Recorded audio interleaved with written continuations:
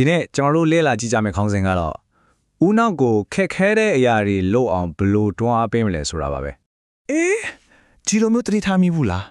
ကိုဦးနောက်ကလေလွယ်တာလေးတွေဘက်ကိုပဲအမြဲဆွဲခေါ်နေတတ်တာမျိုးပေါ့ဥပမာစာဖတ်တော့မယ်လို့ထိုင်လိုက်ပြီဆိုတာနဲ့ဖုန်းလေးတစ်ချက်လောက်တုံလိုက်ပါအောင်လားဆိုပြီးအတွေးဝင်လာတာမျိုးဒါမှမဟုတ်ကျင်သွားဖို့အကုန်ပြင်ဆင်ပြီးမှကဲမနေ့ပြန်မှာပဲတော့ကွာဆိုပြီးကိုယ့်ဘာသာကိုပြန်ပြလိုက်တာမျိုးပေါ့ဟုတ်တယ်မလားဒါကလေတက်တောင့်ထတာနေခြင်းနဲ့စိတ်နဲ့တူတက်ခြင်းနဲ့စိတ်အဲ့ဒီနှစ်ခုကြားကလူတိုင်းနေပါရင်ဆိုင်နေရတဲ့စိတ်သေးကစစ်ပွဲတစ်ခုပါပဲကဲဒါဆိုပထမဆုံးအနေနဲ့ကျွန်တော်တို့အားလုံးရုန်းကန်နေရတဲ့အရာတစ်ခုအကြောင်းပြောကြည့်အောင်အဲ့ဒါကတော့တက်တောင့်တတာဆုံးရဲ့ထောင်ချောက်ပါပဲဒီပြဿနာကိုဖြေရှင်းဖို့ပထမဆုံးခြေလှမ်းကပါလဲဆိုတော့လေကျွန်တော်တို့ဦးနောက်တွေကအောင်မြင်ဖို့အတွက်လုံခြုံဖို့ကိုပိုဦးစားပေးပြီးတိဆောက်ထားရဲဆိုတော့ကိုနားလဲဖို့ပါပဲဒါဆို comfort zone ဆိုတာတကယ်တော့ပါလဲရှင်းပြောရရင်လေဒါကကျွန်တော်တို့ဦးနောက်ရဲ့ပင်ကိုတဘာဝ setting တစ်ခုပဲသူကဘာလို့လဲဆိုတော့ခက်ခဲတာတွေစွန့်စားရမယ့်အရာတွေမလုပ်ရအောင်လုံခြုံတာနေတိုင်းလုံနေကြပုံမှန်အရာတွေလွဲကူတာတွေပဲရွေးချက်ခိုင်းနေတာဘာလို့လဲဆိုတော့စွမ်းရင်ကုန်တာတတ်တာပြီးအန်ဒီရခင်းချင်လို့လေဒါကသူ့ရဲ့အဓိကတာဝန်ပဲ comfort zone ကပေးတာကတိတွေကတော့တော်တော်လေးကိုမတ်မောစရာကောင်းပါတယ်လုံခြုံမယ်လွယ်ကူမယ်ဘာရစ်မှယူစရာမလိုဘူးပေါ့ဒါပေမဲ့အဲ့ဒီတက်တောင့်တက်တာဖဲမှုအတွက်ပြန်ပေးဆက်ရတဲ့တမှုကကြောက်စရာကောင်းလောင်ကြီးတယ်ဘာဒီလဲဆိုတော့တိုးတက်မှုလုံးဝရပ်တန့်သွားတာနောင်တတွေနဲ့နေရတာပြီးတော့ကို့မှာရှိတဲ့အစွမ်းစားတွေအလကားဖြစ်သွားတာဒါတွေပါပဲဒီစကားကိုတစ်ချက်လောက်တည်တည်ချာချာစဉ်းစားကြည့်အောင် comfort zone ဆိုတာမိတ်ဆွေကောင်းတယောက်လိုဟန်ဆောင်ထားပြီးမဲ့တကယ်တမ်းတော့ကိုယ့်ရဲ့တိုးတက်မှုကိုတိတိကလေးခူးယူနေတဲ့တခိုးပဲတဲ့ဆိုလိုတာကရှင်းရှင်းလေးပါလောလောဆယ်မှာလုံခြုံတဲ့ကောင်းတဲ့လူထင်ရတဲ့နေရာလေးကအချင်းကြလာတဲ့အခါမှာကိုယ့်ရဲ့အခွင့်အလမ်းတွေကိုဖျက်ဆီးပြီးတိုးတက်မှုကိုဓာတ်စီပိတ်ပင်နဲ့ထောင်ချောက်ကြီးတစ်ခုဖြစ်သွားနိုင်တယ်ဆိုတာပါပဲကဲအဲ့ထောင်ချောက်ကနေဘယ်လိုလွတ်မြောက်မလဲအဖြစ်ကတခုတည်းပါပဲစီကံတပ်ဖက်ဒီနေရာမှာစီကံကိုကန့်သက်ချုပ်ချဲမှုတခုလို့မမြင်ပဲလွတ်မြောက်ဖို့အတွက်အစွမ်းထက်တဲ့လက်နက်တစ်ခုအဖြစ်ရှုမြင်မှုပြောင်းလဲပေးဖို့လိုပါပဲဟုတ်ပါတယ်စီကန်းဆိုတာကဦးနောက်ရဲ့ပြင်းရိကျင်နဲ့လွယ်တာကြိုက်တဲ့ပင်ကို setting တွေကိုပြန်ပြီး wiring ပြန်လုပ်ပေးနိုင်တဲ့တနည်းအားဖြင့်ပြန်ပြင်ရေးပေးနိုင်တဲ့တခုတည်းသောကိရိယာပါပဲနော်ဒါကဘလို့အလုံးလုံးလဲဆိုတာကိုအဆင့်ဆင့်ကြည့်ကြည့်ရအောင်နံပါတ်1ခက်ခဲတဲ့အရွေးချယ်မှုအသစ်တစ်ခုကိုစလုပ်လိုက်တယ်ချက်ချင်းပဲနံပါတ်2ဦးနောက်ကမလုံနဲ့ဆိုပြီးအချက်ပြလိုတာပဲပင်ပန်းတယ်မဖြစ်နိုင်ပါဘူးကြောက်စရာကြီးစတဲ့ခံစားချက်တွေပုတ်လွတ်ပြီးခုခံတယ်ဒါပေမဲ့အဲ့ဒါကိုဂရုမစိုက်ပဲတစ်ဆိုင်မှတ်ထက်ခါလှုပ်တဲ့အခါနံပါတ်3ဦးနောက်ထဲမှာလမ်းကြောင်းအသစ်တွေဖောက်ပြီးအလေးအကျင့်အသစ်တွေဖြစ်လာတယ်နောက်ဆုံးနံပါတ်4မှာတော့အရင်ကတေလာအောင်ခက်တဲ့ခင်တဲ့ຢာကပုံမှန်အလုပ်တစ်ခုဖြစ်သွားပြီးဦးနောက်ကလည်းအဲ့ဒါကိုဆက်မတိုက်ခိုက်တော့ဘူး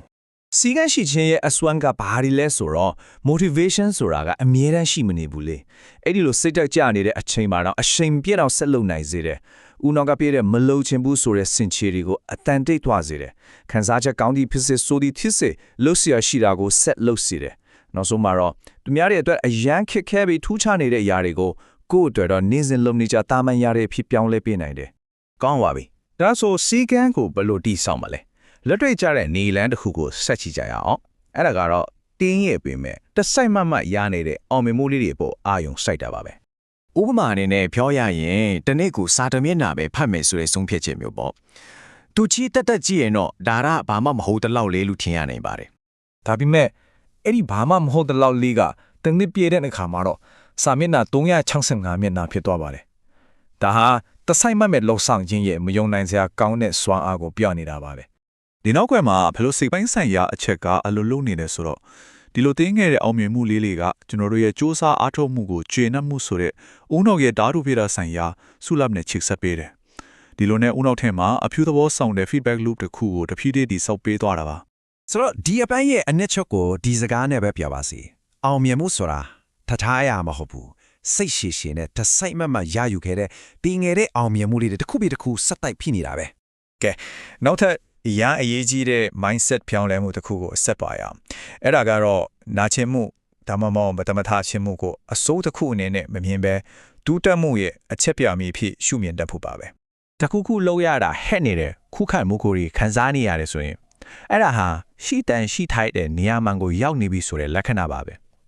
ဦးနောက်ကရက်တော်လို့အချက်ပြနေတာကိုဆက်လို့မှန်နေပြီဆိုတဲ့အချက်ပြမှုဖြစ်ပြန်ပြီးဘာသာပြန်ရပါမယ်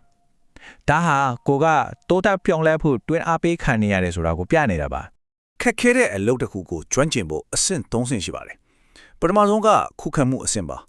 လုပ်ရတဲ့အလုပ်ကအရန်လဲလံပြီးရလတ်တွေကလည်းအဝေးကြီးမှလို့ခံစားရတယ်ဒုတိယအဆင့်ကချိန်ကြီးမှုပါထက်ကလို့ရင်းနဲ့ဦးနောက်ကဒီလုပ်ရဲ့တန်းကိုတဖြည်းဖြည်းလက်ခံလာတယ်နောက်ဆုံးအဆင့်ကတော့အတွင်းပြောင်းလဲမှုပါပဲ